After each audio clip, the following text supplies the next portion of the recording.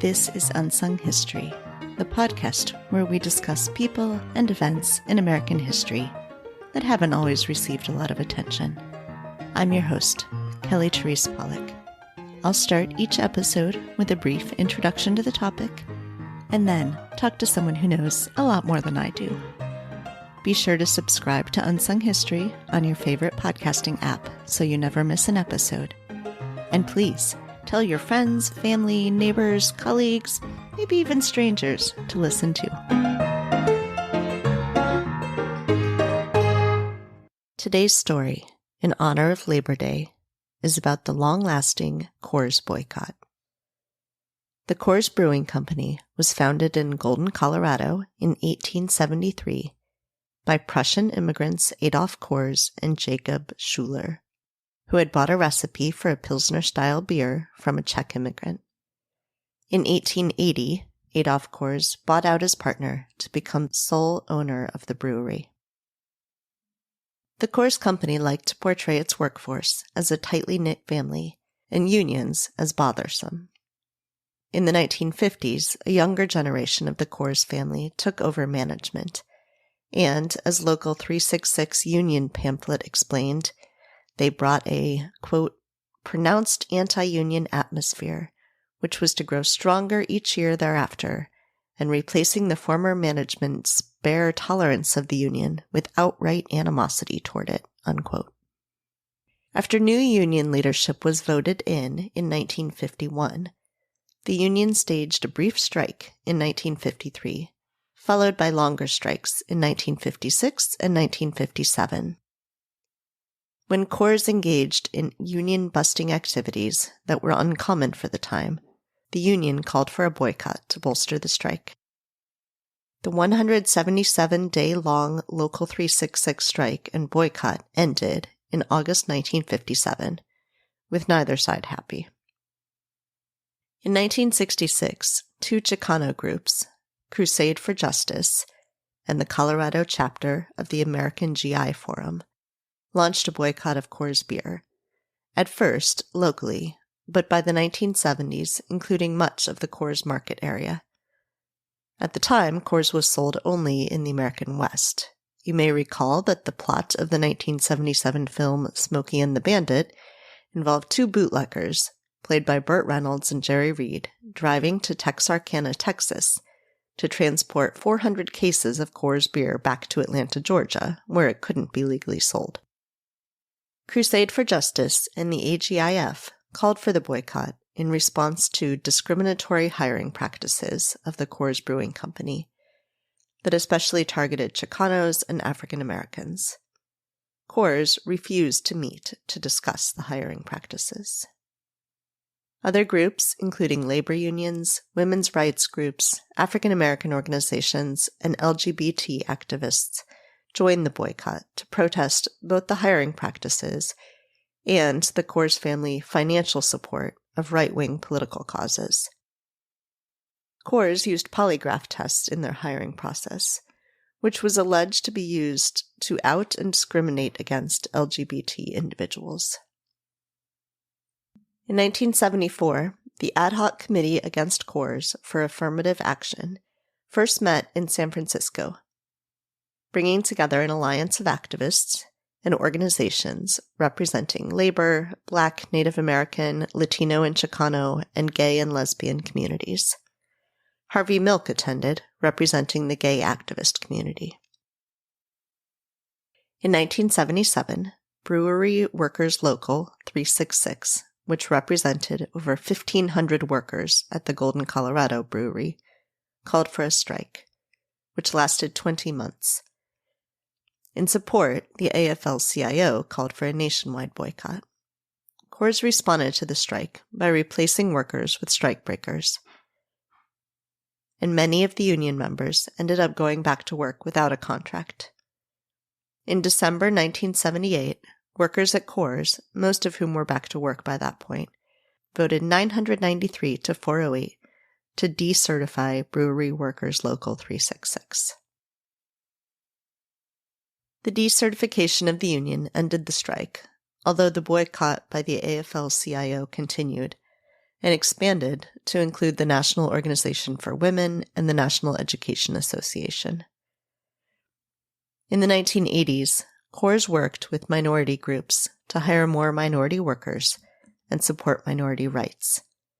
In September 1984, Coors made a deal with the National Minority Economic Development Coalition, which included the NAACP, Operation Push, the African Methodist Episcopal Church, and others, committing to hiring more Black workers, including at the executive ranks, using Black vendors, and making annual financial contributions to the Black community.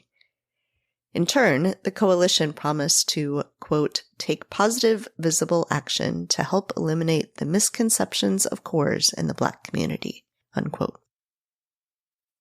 Coors made concessions to the AFL-CIO as well, including using union labor to build a new facility in Virginia and allowing a unionization vote again at the Golden facility.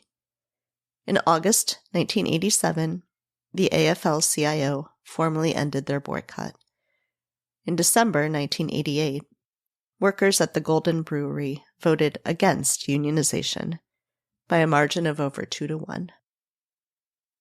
Although the formal coordinated boycott ended, for some communities, the boycott continues. As radical Chicano activist Juan Federico Miguel Arguello Trujillo said to today's guest, first of all, the thing you've got to understand is that the boycott has never been called off. Right. Never. And so what we're saying is, you can join the boycott or don't, it's up to you. To help us understand more about the Coors boycott, I'm joined now by Allyson P. Brantley, Assistant Professor of History and Director of Honors and Interdisciplinary Initiatives at the University of La Verne in Southern California, and author of the 2021 book, Brewing a Boycott, How a Grassroots Coalition Fought Coors and Remade American Consumer Activism, which is the source of much of this introduction. So hi, thank you for joining me today. I am excited to talk about Coors beer. Thanks for having me, Kelly. I'm also always excited to talk about Coors beer. So this is such an interesting topic to me because of the episodes I've done so far, this is the only one that's happened in my lifetime.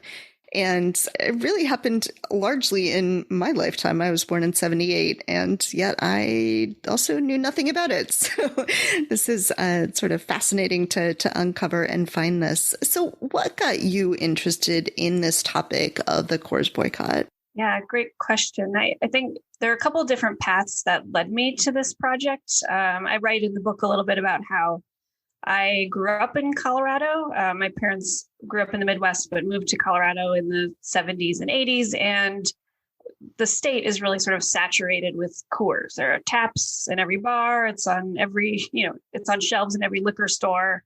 Buildings are named after it. And the advertising for the company really kind of evokes the sort of Western spirit of Colorado. And when I was in graduate school at Yale, this was actually now 10 years ago, I sort of stumbled across an account of the boycott in a sort of famous Mexican-American history textbook, but others had written about it in the context of Mexican-American or Chicano boycotting in the 1960s. And I was really taken aback, one, because it was a piece of my state's history that I had never known about, but also that there was not a narrative about a boycott on Coors, to my recollection, ever.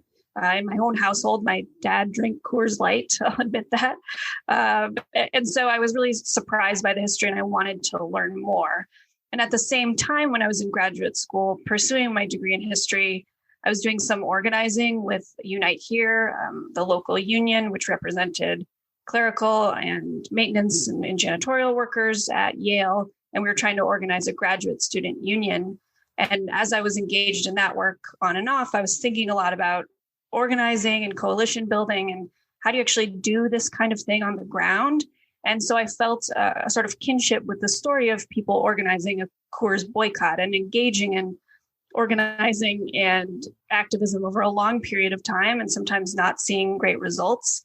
And so I became drawn into the project, both through my own personal background and then some of the things I was doing in my own life when I encountered the story itself. So let's talk some then about how you do a project like this. I'm coming off a run of episodes about the 19th century, and so there's a very particular kinds of sources available to people doing that work. But this kind of work that happened, in our lifetimes, where a lot of the people involved are still alive, what are the kinds of sources that you use? How do you go about sort of piecing this story together? Yeah, it was not easy to piece the story together, even though it's something that didn't happen all that long ago. I came at the project really through an archival lens, and I was very interested in uncovering networks of organizing and records of grassroots activism in the archive. And what was surprising and kind of difficult for me was that there was no clear archival space to study the boycott on Coors beer, although many archives across the country have collections related to the boycott. So I did a lot of traveling and digging, and I think this is one of the challenges of actually doing more recent history is that a lot of the archival records, hopefully they're material that have been saved, but they're often scattered, I think. And I also struggled, and other people who study the 70s and 80s will know this, I struggled to access digital newspapers. From the 19th century and early 20th century, a lot of stuff has been digitized, but that was not necessarily the case when I was embarking on this project. Newspapers.com, I think, has changed that for a lot of people. But I felt like I was following a lot of crumbs. Eventually, though, I was able to find the records of Local 366, which is the union at Coors, the Brewery Workers Union. When that union became defunct in the late 1970s, someone dropped off the boxes of their materials at the University of Colorado in Boulder. And they hadn't been processed when I came across them. And I had a couple other instances of unprocessed kind of bulk archival material that helped me uncover the story. And I'd often see letters and leaflets and things pop up in lots of different archives, and it helped me reconstruct the networks of activists. And once I was deep into that work, I did start doing oral history interviews and was able to reach out to a good number of boycotters to chat with them. And then some historians had also done oral history interviews in the 1990s. So I was able to hear the accounts of folks who had since passed away to fill in the gaps of what I couldn't find in the archive. What is that like when you go to an archive that's archival material that isn't categorized, that no one's gone through it yet? I'm imagining the kind of boxes of things that I have, like in my office, if somebody tried to dig through them and find something, what sorts of things is stuff useful? Like, how do you find stuff in there? So I will say I loved it. I think there's something about being one of the first people to look at a collection that it gets you kind of giddy, I think. But of course, if you think you're only going to spend a week in an archive and you find, in another case, it was, I think, 50 linear feet, you cannot spend a week going through them. In the case of Local 366, their archives were fantastic in terms of the depth of stories that they were able to tell me. They had kept their ledger books from the union, which accounted for all of the money they had spent on the boycott and who they sent money to. So if there was a striker who was in Los Angeles, they would write their name and how much money they sent them and for what. And that really helped me piece together who was on the ground doing the work. But the records of another boycotter and activist who's named Howard Wallace, he was a gay, socialist, feminist, labor activist in San Francisco. All of his materials were donated to the San Francisco Public Library. Those are also unprocessed. And what I loved about his materials is that I felt like I got to know him really well because it wasn't an organized archive. I had to look at everything. And I always like to tell this story. He had a whole box of materials related to his dogs. He had had Boston Terriers since the 1970s. And so he had a careful collection of photos of every single Boston Terrier he'd ever had. And of course, that's not germane to the boycott. There was no piece of that I could write about. But when you're trying to understand what organizing was like on a day-to-day base for someone, or day-to-day experience, to see their personal life come through the archive helped me better understand what they were going through. And I became much more invested in telling their story. I love that. Although I do worry that someday somebody's going to want to write about me and is going to be digging through my materials, which will not be that neat and organized. luckily they'll have like emails they can read. Those things are much more organized. You, in the conclusion to your book, have this really nice list of lessons from this boycott, things that they did well, things that they, maybe stumbled along the way, and things that we can then use going forward. And I think, my other podcast is a politics podcast. And so this is, certainly the kind of thing people have been thinking a lot in recent years about, what are the actions we can take? In this case, it's labor, but, in other cases, it's just as consumers, what can we do? How can we drive the conversation with our dollars?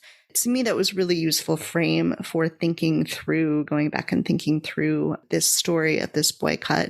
So I thought maybe if we could talk about those lessons and sort of how they apply to this story, I think that'd be really useful for our listeners as well. So for the first one, you say, and I love this from the start, a successful boycott must be careful and coordinated rather than a shotgun affair. And so you say that Dave Sickler called this a scalpel, a boycott of the scalpel, which is great. But, there are certainly times along the way in this story where it's maybe not quite so careful and coordinated, and times that it is. Can you talk some about what that looks like in the case of this Coors boycott? Yeah, absolutely. That line when Dave Sickler said that to me really clarified the history of this boycott. And so basically he was saying that it's easy to call for a boycott if you're upset about something or, you have some sort of personal grudge against a company or a person. But calling a boycott in a shotgun manner is often a recipe for failure because it's easy to lose sight of the ultimate objective. And so what he always said was that you had to be carefully organized. And when he really got involved in the boycott, this was kind of in the mid-1970s, and he'd already seen the work of previous organizers to boycott Coors, first Chicano activists who boycotted starting in the late 1960s, and then a boycott that brought together Teamsters, LGBTQ, Chicano, African-American, and other folks in San Francisco. And he was kind of opposed to those boycotts at the time because he was working at the Coors Brewery, but he looked at those boycotts and studied them very carefully alongside the boycotts organized by the United Farm Workers and laid the groundwork for boycott activity well before it even started. And so it set him and others up for success because they had a structure that was ready to go. And they already had a network of solidarity before they went into the boycott. And I think that's really key, especially today. People will ask me, and maybe we can talk about this more, do you think boycotts can be successful today? And I absolutely, I think yes. But I think today, all too often, we rush to boycott without thinking about what boycotting actually means. It's not just not doing something on your own. A boycott is a social movement strategy that needs to be organized in a collective way, I think. And the Coors boycott demonstrates how this can work well, but you're right. Sometimes they lose sight of the ultimate objective. Sometimes there is sort of this almost vindictive kind of revenge-based boycott motivation that also, I think, fails them in a variety of ways.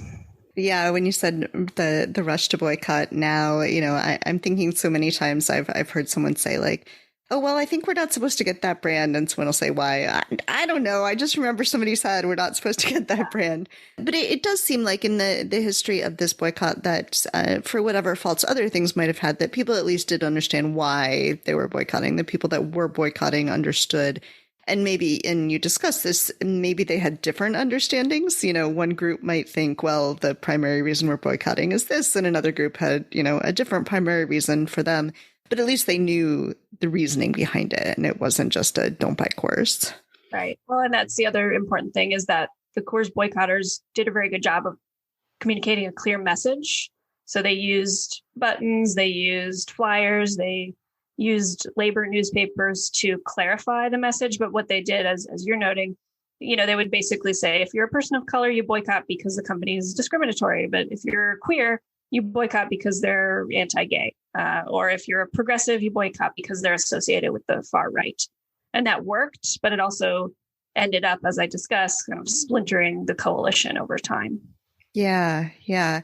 Well, and so that I think then leads into the next lesson that you have here, which is broad-based alliances and coalitions are vital, and that's what you've been talking about here. But so is the shop floor, and so I think that that is again very relevant to today. That there are so many boycotts that are really just the consumers that have nothing to do with the actual people involved on the shop floor. Again, this, in this long history of this boycott, there were times that seems like it was more coordinated and more careful, and it really was coming from the shop floor, and times that maybe it wasn't. So can you talk through that piece of it a little bit, and, the times that it was most successful, that it was going well, that it really was tied to the workers on the front lines?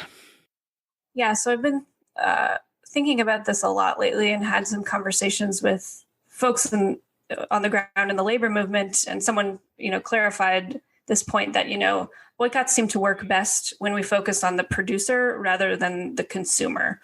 And another person who says this in their work is Matt Garcia, who writes about the United Farm Workers boycott. And I think that's really sort of the case in the Coors boycott. And what I'm talking about there is a lot of these boycott episodes begin in the workplace. They begin because the union is feeling disaffected, or they begin because people can't even have access to the shop floor if they're a person of color or if they're a woman. And that's where the boycotts begin.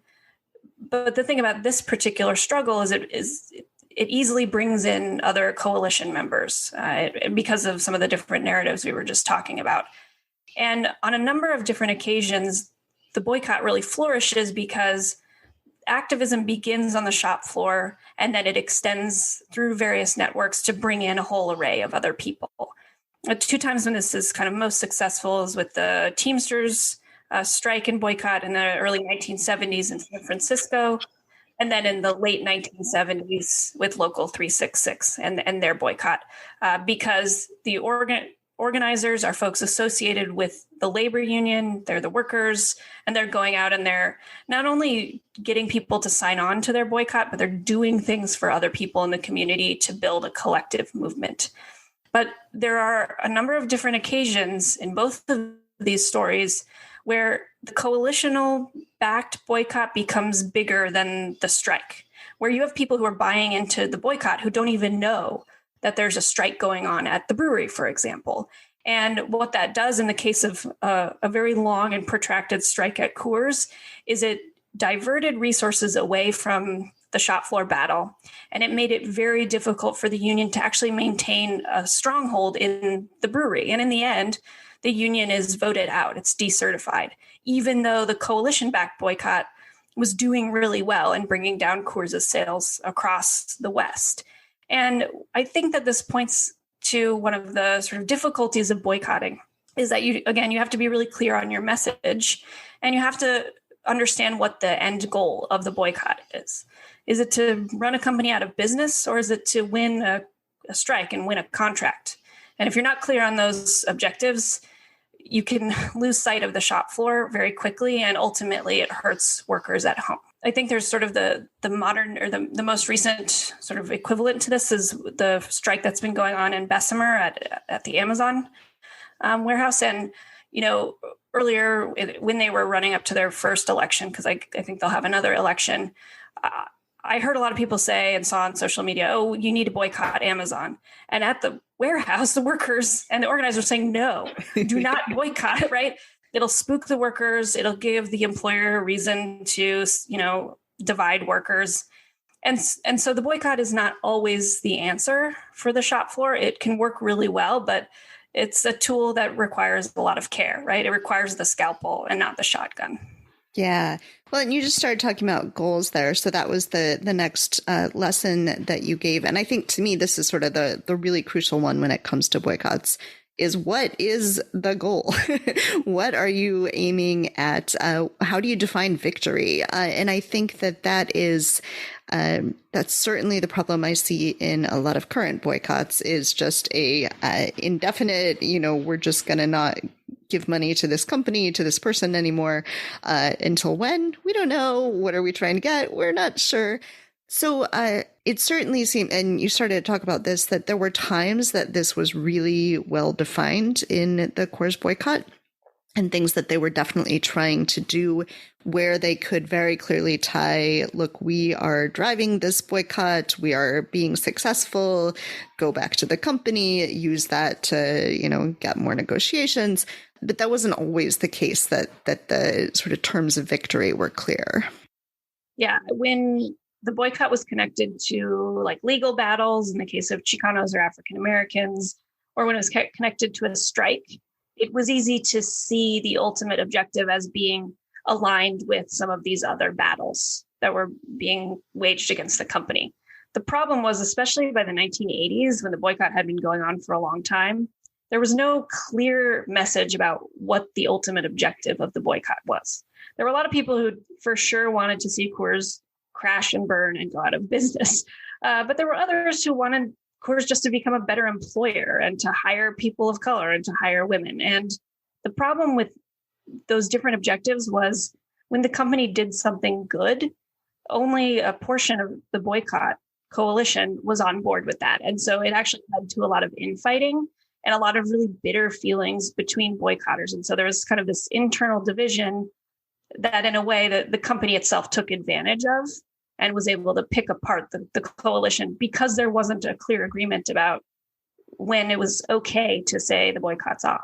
What sorts of goals do you think, or sort of terms of victory, work well with boycotts? Because some just aren't going to. There are things you're never going to be able to accomplish with boycott, perhaps. But it seems like there are specific things that maybe you can. Yeah, I think a boycott is probably at its most successful when it's paired with other forms of action. So especially with a strike. I think if you're already on strike against your employer, the boycott provides an extra level of pressure, and it provides an extra way to bring in coalition or community members to your battle. And then you have a clear endpoint of a contract or something like that. I think that we've seen that boycotts can be somewhat successful when the objective is to get an employer to stop engaging in some kind of political activity. And that really animates people. And in that same section of the book, I talk about the more recent like Soul Cycle boycott or Chick-fil-A, which both have had their issues and their weaknesses. But I think if everyone agrees that you want the executive to stop engaging in political activity, maybe you can get them to do that. That's hard to place that kind of pressure. But I think having objectives that are political or objectives that are really connected to the workplace and the life of the union, I think in that way, a boycott can be a really helpful tool. But if it's just expansive, if it's like, we hate everything that Trump is associated with, so we'll boycott everything, we didn't see that much come out of those efforts over the past 4 years. Yeah, definitely. And that's so broad. I'm thinking about things like Moms Demand Action saying, we don't want to shop at your store if you're selling assault rifles. You stop selling assault rifles, we'll start, shopping there again. That's a very clear, well-defined type of goal where a boycott can work.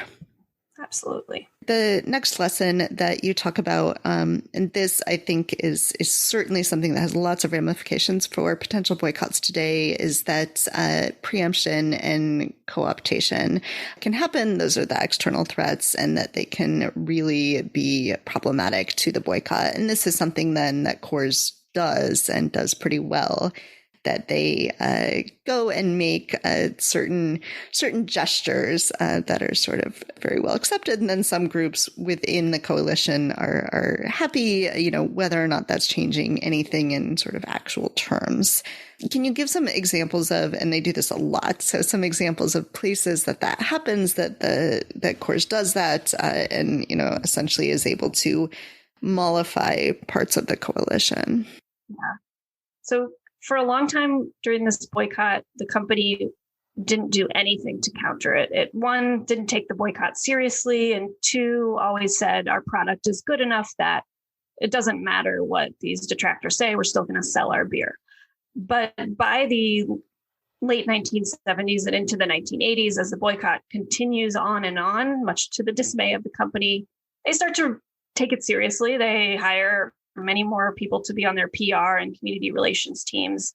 And they begin to reach out to sort of individual groups within the coalition of boycotters.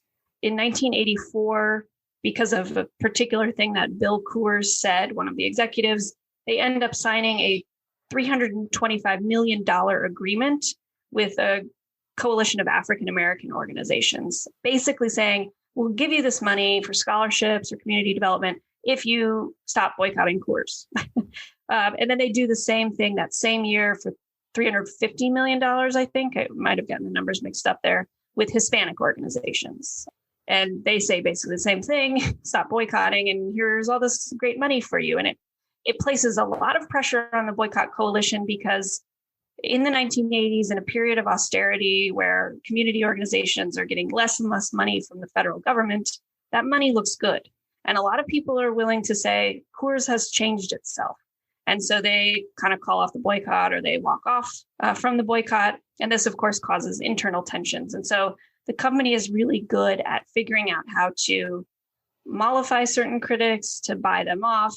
It does this with the LGBTQ community, paying for AIDS research and AIDS walks, and very publicly standing against an amendment to the Colorado state constitution that banned same-sex marriage. And so a lot of this is kind of just public gestures, but it enables the company to place an incredible amount of pressure on a coalition that, for a variety of reasons, was already kind of fragmenting in the 1980s.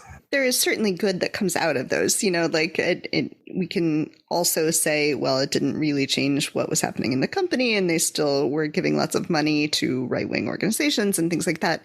But certainly that money itself was doing good for those communities too. I guess it seems several times in this history that the coalition of boycotters was in really kind of an impossible position, because the company had so much money, so much power, and could just sort of change the terms of the game like it does in this, to say, here, we'll buy you off. And, $350 million is a ton of money. Yeah. Well, yeah, and Kelly, I think it also goes to show the success of the coalition, right? I mean, the company wouldn't have done this out of just the goodness of its own heart in the 19. Yeah. I mean, they say that that's why they did it. They don't say, well, we've been feeling the pressure from the boycott. But it demonstrates the success of the boycott because it got the company's attention. But a lot of boycotters see this as completely disingenuous. They hate the fact that the company is giving out money. They hate anyone who accepts it. And so, yeah, it is an impossible position, because even if the company does something better and it's clear that the coalition made change, because there's no clear endpoint to the boycott, anybody who strays from, I think, maybe the ultimate goal of putting the company out of business is kind of vilified and ostracized at some point.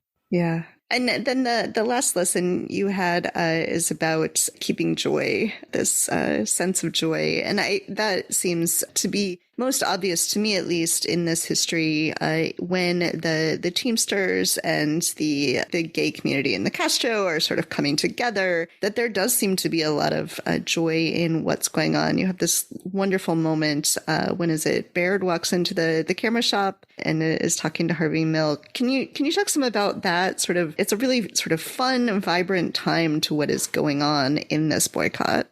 I think that's one of the most sort of exciting moments in this story. It really captured my attention, and people always seem to be really enthralled by this. So Alan Baird was a Teamster. He actually didn't work for Coors. He worked for he was a newspaper delivery driver. But when the Teamsters union went on strike, the leadership of the union brought him in to help organize a boycott. And, the Teamsters in the 1970s had a very bad reputation. They were seen to be a pretty much all white male union, which they were. They had racketeering charges, corruption, and then most problematically in San Francisco, they were engaged in a really violent battle with the farm workers over representation in the fields of California. And so Alan Baird, he's looking down these challenges, realizing they need to build a boycott against Coors that will work. And he lives in the Castro district. He sees the neighborhood changing around him. And so he goes to a local business owner around the corner from his house who had just opened up a camera store. He always says, this guy looked like a total hippie, and it's Harvey Milk. And Alan goes in and asks, can you get the gay community to support the boycott? And Harvey says, well, you have to do something for us. He says, we would like for open gay drivers to be in your union. We want you to be publicly in support of gay rights. And Alan Baird does that. And actually, in a number of different cases in that particular boycott episode, communities of color or organizations like the Black Panthers say the same thing to the Teamsters. Like, we're not going to help you in your boycott. Your union is all white. You haven't done anything for us. And instead of balking and walking away, the Teamsters do things like build an affirmative action program. They get out there and they picket alongside the United Farm Workers. So it's this really kind of, it's magical in the sense that it's an unlikely coalition, an unlikely alliance, but it also is just building off of the energy of coalition building in that region, in that period. And I think just demonstrates, the real joy and vitality of activism in the 70s and into the 80s, in spite of the fact that it's pretty easy to look at those decades as ones of declining activism and, economic downturn and the rightward turn. This kind of story with the Coors boycott and others that people have written about really highlight, actually, there's a lot of really good stuff going on at the grassroots in this moment.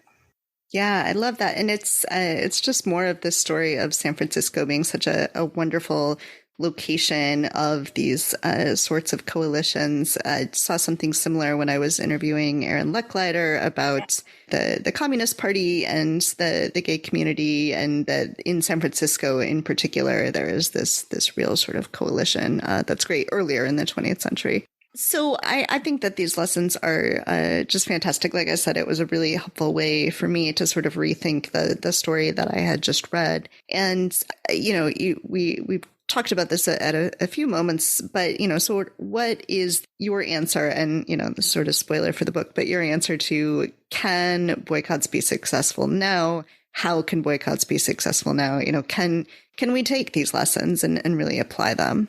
Yeah, I think so. I think I'm optimistic about the potential of boycotts, even though maybe not every listener would agree. But I think that this example demonstrates that boycotts are hard work, but they can pay off. They can help you build connections and solidarity with people very far away from you, because of the language of a boycott is anyone can do it, right? It's a low bar of entry. It's accessible.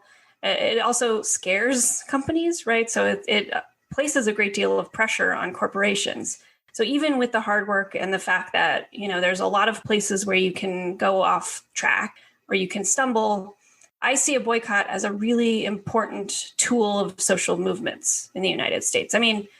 It's been with us even before it was called a boycott. The non-consumption has been a part of American political and grassroots activism for many centuries. It has faced an immense amount of pressure, legal pressure in the early 20th century that really diminished what a boycott can do.